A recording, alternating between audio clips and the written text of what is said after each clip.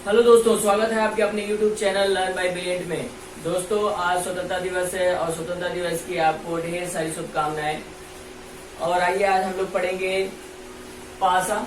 आज पासा का हम लोग दूसरा पार्ट लेकर आए हैं और कुछ महत्वपूर्ण क्वेश्चन देखेंगे, सवाल देखेंगे जो एग्जामों में पूछे जा रहे हैं। तो आइए देखते हैं हम लोग कि किस तरह का क्वेश्चन क्या करता है, एग्जामों में पुटअप कर रहा है आजकल।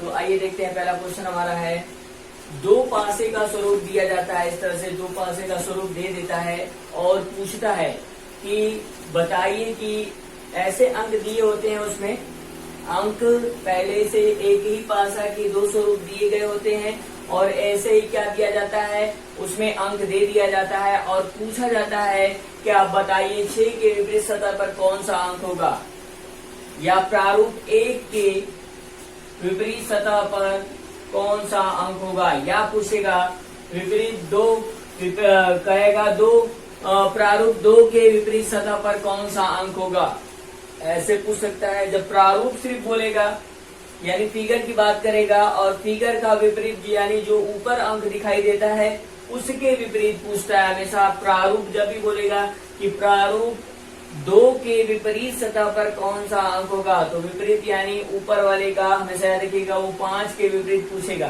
ठीक है। और यहाँ पे अगर फर्स्ट का बोल दिया कि प्रारूप प्रथम के विपरीत सतह पर कौन सा अंक होगा, यानी वो 6 के विपरीत सतह की बात करेगा। ठीक है, समझ में आया आपको। तो इसमें ऐसे क्वेश्चन पूछेगा कि बताइए कि 1 के विपरीत सतह पर कौन सा अंक होगा। तो उसके लिए आपको क्या करना है, बस एक ही फार्मूला यूज करना है कि आपको इसमें देखना है कि कॉमन कौन सा अंक है, या फिर आप देख सकते हैं कि ये पासा क्या मानक पासा है या साधारण पासा है। तो मानक अगर पासा होगा तो आप ऐसे ही बता देंगे कि विपरीत सतह पर कौन सा अंक होगा। सिर्फ आप मानक पासा के बारे में आपको बताए थे कि मानक पासा कैसे होता है। तो दो समीप के यानी दो करीब वाले फेसों का योग अगर क्या हो जाए 7 से कम हो तो क्या हो जाता है, वो मानक पासा कहलाता है। 7 से क्या होना चाहिए, कम होना चाहिए। 2 समीप के फलकों का योग 7 नहीं होना चाहिए। 7 नहीं होगा तो वो मानक पासा हो जाएगा। देखिए आप जोड़ के देख सकते हैं, 5 और 3 को जोड़ेंगे तो 8 हो जाएगा, है ना। आप 5 और 1 को जोड़िएगा तो 6 हो जाएगा। ठीक है, 1 और 3 को जोड़िएगा 4 हो जाएगा। इसको भी जोड़ के देख लेते हैं, 8, 6 और 2 को जोड़िएगा तो 8 हो जाएगा, है ना। 2 और 4 को जोड़िएगा तो 6 हो जाएगा और 6 और 4 को जोड़िएगा तो 10 हो जाएगा। देखिए 7 किसी का भी क्या हुआ, योग नहीं हुआ। 7 नहीं होता है योग तो क्या हो जाता है, वो मानक पासा यानी स्टैंडर्ड पासा कहलाता है। ठीक है, तो आइए देख लेते हैं। अगर ये मानक पासा है तो मानक पासा जब है तो इसके लिए हमने क्या बताया था कि मानक पासा के विपरीत सतह का योग कितना होता है, 7 होता है। तो आपको पता चल गया कि 7 है, योग इसका क्या होना चाहिए, विपरीत सतह का योग 7 होना चाहिए, है ना। तो आपको किसी भी अंक का पूछेगा आप बता सकते। अगर पूछ दिया 1 के विपरीत सतह पर कौन सा अंक होगा, 1 के विपरीत सतह पर कौन सा अंक होगा। आपको पूछ दे कि 1 के विपरीत सतह पर कौन सा अंक होगा, तो आपको पता है कि ये मानक पासा का ही 2 स्वरूप दिया गया है ना। एक ही पासा के 2 स्वरूप है और वो पासा कैसा है, मानक है। तो क्या करेंगे आप, 7 में से 1 को माइनस कर दीजिएगा, जो आएगा वही क्या हो जाएगा, 1 के विपरीत सतह पर हो जाएगा। कर लेंगे आप ऐसे। किसी भी अंक का पूछ दे, 3 का पूछ दे तो आप क्या करिएगा, 7 में से 3 को माइनस कर दीजिएगा, तो आपका जो आएगा वो 3 के विपरीत सतह पर होगा वो अंक। ठीक है। या फिर आप देख लीजिए, अगर 5 का पूछ दिया जाए तो 5 क्या करेंगे आप, 7 में से 5 को माइनस कर दीजिएगा तो आपका आ जाएगा कितना, 2 आ जाएगा। 2 7 में से 5 माइनस करिएगा तो आंसर आएगा आपका 2। अगर 6 के विपरीत सतह पर पूछे तो 1 हो जाएगा, क्योंकि देखिए 1 के विपरीत सतह पर कौन सा अंक है, तो 6 है, तो 6 के विपरीत सतह पर कौन सा अंक होगा, तो 1 होगा। अगर ऐसे नहीं करना चाहते तो आप क्या करिएगा, कॉमन अंक खोजिएगा कि इसमें कॉमन अंक क्या है। कॉमन अंक, कॉमन देखिएगा इसमें कि दोनों फिगरों में कौन सा अंक कॉमन है। कॉमन आप खोज लीजिएगा कि कौन सा कॉमन है। तो देख लीजिए कौन सा कॉमन है, दोनों फिगर में कोई ऐसा अंक जो कॉमन हो, कोई ऐसा अंक जो कॉमन हो। अगर कॉमन नहीं है तो आपको क्या करना है, बस आपको ये देखना है कि ये सिंपल साधारण पासा है या मानक पासा है। देखिए इसमें कोई भी अंक क्या है, कॉमन नहीं है ना। तो आपको चेक करना पड़ेगा कि ये कौन सा पासा है। जैसे आइए कोई और भी सवाल देख लेते हैं, इसी तरह का कोई और भी क्वेश्चन जिसमें हम लोग क्या कर सकते हैं, आसानी से लगा सकते हैं ना। इसमें तो कॉमन कोई भी अंक नहीं था, इसलिए इसको हम उस नियम से नहीं बता रहे हैं जो आपको बताना चाह रहे थे। तो आइए देख लेते हैं कि अगर कॉमन होता है तो कैसे लगाते हैं। कॉमन अंक देख लेते हैं, कॉमन अंक वाला कोई भी नंबर लेके। तो आइए देख लेते हैं, नंबर कोई लेते हैं हम लोग, जैसे 1 1 और 3 2 5 और 6, ऐसे हम लोग नंबर ले लेते हैं।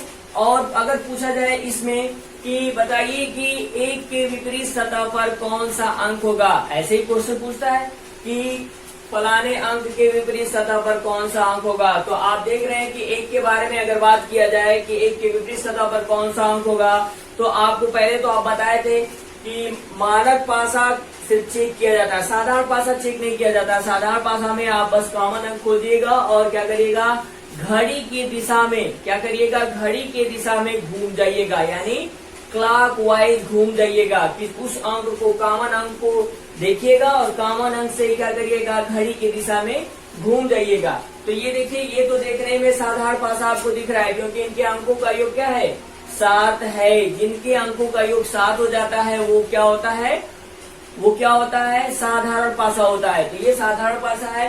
तो इसमें आपको 1 के विपरीत सतह में ज्ञात करने के लिए अगर पूछा जाए कि 1 के विपरीत सतह पर कौन सा अंक होगा, अगर 1 के विपरीत सतह पर पूछ दिया जाए, चाहे आपको पूछ दिया जाए कि 3 के विपरीत सतह पर, 3 के विपरीत सतह पर कौन सा अंक होगा, पूछा जाए। कोई भी सवाल पूछ सकता है, इसमें से कुछ भी पूछ सकता है। 5 के विपरीत सतह पर भी पूछ सकता है, 6 के विपरीत सतह पर भी पूछ सकता है ना। तो ऐसे पूछ सकता है सवाल कि आप बताइए कि 1 के विपरीत सतह पर कौन सा अंक होगा या 3 के विपरीत सतह पर कौन सा अंक होगा। तो उसको ज्ञात करने के लिए आपको क्या करना है, तो आपको देखना है। आप तो पहले तो देख लीजिए कि साधारण पासा है। अब साधारण पासा आपको मिल गया और एक ही पासा के 2 स्वरूप दिए गए हैं यहाँ पे। तो आप कॉमन अंक खोजिएगा कि इसमें कॉमन अंक क्या है दोनों पासाओं में। तो कॉमन अंक आपको मिल जाता है इसमें 1, देखिए कॉमन है इसमें। जब कॉमन 1 मिल जाता है आपको, तो आपको क्या करना है, इसके 2 तरीके हैं लगाने के। या तो आप क्लॉकवाइज घूम जाइएगा घड़ी की दिशा में, ऐसे, घड़ी ऐसे ही घूमता है ना, ऐसे क्लॉकवाइज घड़ी घूमता है। तो यहाँ से घूमिएगा ऐसे, ऐसे और ऐसे। तो घूमिएगा तो यहाँ से मिलेगा, इस पासा से हमको मिलेगा 1 2 और 3। अब यहाँ से घूमिएगा ऐसे, फिर क्लॉकवाइज, है ना। तो यहाँ से मिलेगा 1 6 और 5, है ना। अब देखिए जो 1 1 आपको दिखाई दे रहा है, इस पे वो अंक होगा जो दिखाई नहीं दे रहा है। तो आप देखिए कौन सा अंक अब दिखाई नहीं दे रहा है आपको, तो 4 दिखाई नहीं दे रहा है। इस पासे में देखिए कौन सा अंक दिखाई नहीं दे रहा है, तो 4 दिखाई नहीं दे रहा है। तो आप क्या करिएगा, 4 लिख लीजिएगा 1 के स्थान पर। और ये सभी अंक क्या होंगे, एक दूसरे के विपरीत होंगे। याद रखिएगा क्या होगा, एक दूसरे के विपरीत होगा। तो आप लिख लीजिएगा ये सभी अंक क्या है, एक दूसरे के विपरीत होंगे। ओके, तो आपसे पूछा था कि एक के विपरीत सतह पर कौन सा अंक होगा, तो एक के विपरीत सतह पर आप देख रहे हैं कौन सा अंक होगा, तो जो दिखाई नहीं देता है पासा में वही नंबर होता है। तो यहाँ पे देखिए कौन सा नंबर दिखाई नहीं दे रहा है इसमें, तो 4 नहीं दिखाई दे रहा था, इसलिए इसका आंसर क्या हो जाएगा, 4 हो जाएगा। एक के विपरीत सतह पर कौन सा अंक होगा, तो 4 हो जाएगा। यहाँ पे देख लीजिए, अभी आपसे पूछा कि 3 के विपरीत सतह पर कौन सा अंक होगा, तो 3 के विपरीत सतह पर देखिए कौन सा अंक होगा, आपको दिख रहा है 3 के विपरीत क्या है, 5 है, तो इसका आंसर क्या हो जाएगा, 5 हो जाएगा। यानी 3 के विपरीत 5 और 1 के विपरीत 4 हो जाएगा। ठीक है, समझ में आया। या फिर आप इसको ऐसे भी लगा सकते हैं कि देखिए दोनों सेम सतहों पर सेम अंक कॉमन है, दिख रहा है ना आपको कि सेम सतह पर सेम अंक कॉमन है। तो क्या होता है, अगर सेम सतह पर सेम अंक कॉमन हो तो क्या करते हैं, हमेशा सेम फेस के सारे अंक क्या होते हैं, एक दूसरे के विपरीत होते हैं। तो देखिए सेम फेस यानी 2 का ये फेस है तो 2 का विपरीत 6 हो जाएगा, 3 इस फेस पे है तो ये फेस वाला क्या हो जाएगा, उसके विपरीत हो जाएगा। सेम फेस वाला सेम के क्या हो जाएगा, सेम फेस के सेम फेस का क्या हो जाएगा, विपरीत होगा। तो देखिए यहाँ पे 2 यहाँ पे है और यहाँ पे उसी फेस पर कौन है, 6 है, तो 2 के विपरीत क्या होगा, 6। देखिए 2 के विपरीत क्या है, 6 है। अब यहाँ पे देखिए 3 है, 3 इस फेस पे है और उसी फेस पर क्या है, इस पासे में 5 है, तो 3 के विपरीत कौन सा अंक, 5।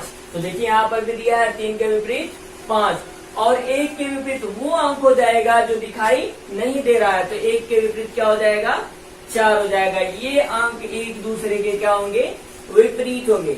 आइए कोई और भी सवाल लेते हैं और देखते हैं हम लोग कि कैसे सॉल्व करते हैं जल्दी से। बहुत सारे सवाल हैं हम लोग लेंगे और आज देखेंगे कि कैसे आसानी से हम लोग कर सकते हैं, है ना। तो पहले पासा बना लीजिएगा,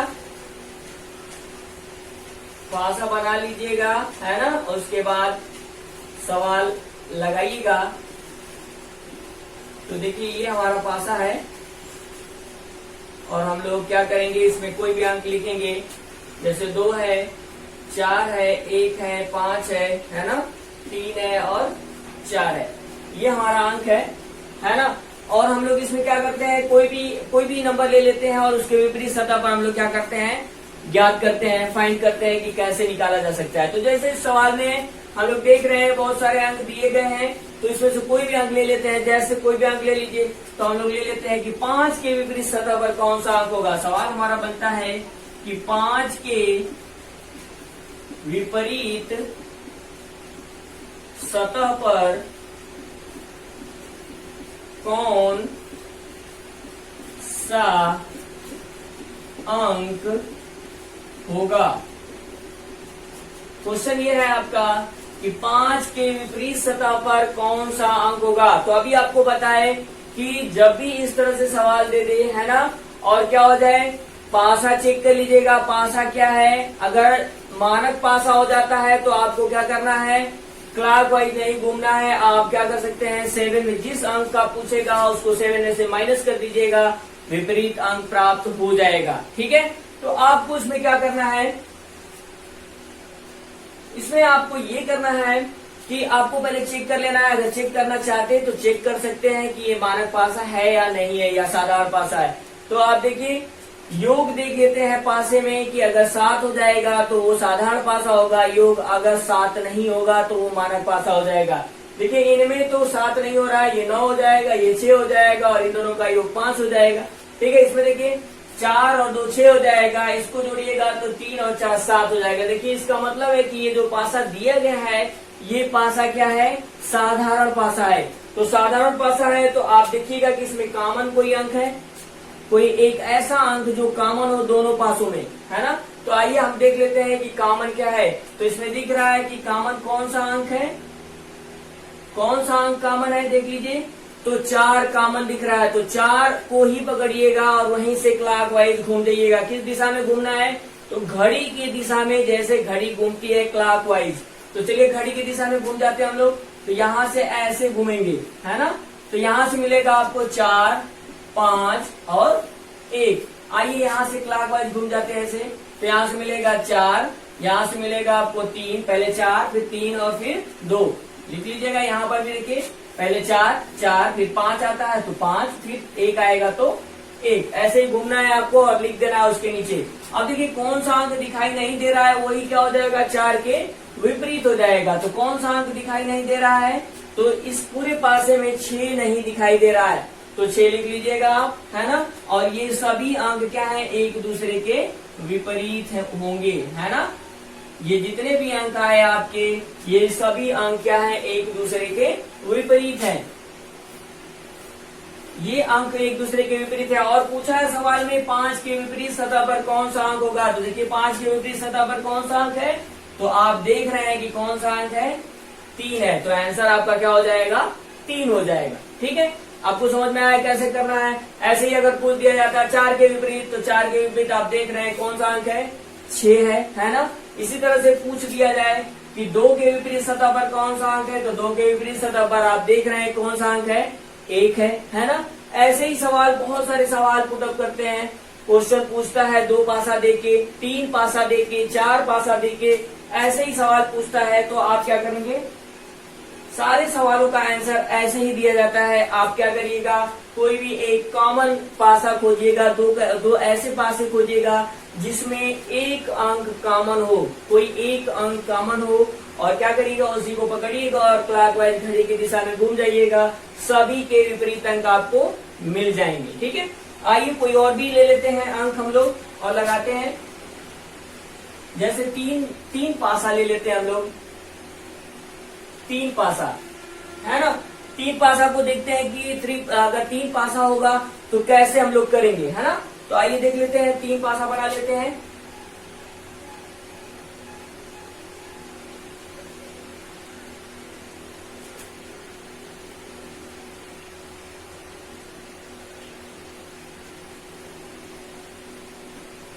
तीन पासा बना लीजिएगा और वैसे ही जैसे अभी बताया गया एकदम सेम वैसे ही क्या करिएगा, सवाल को लगाइएगा।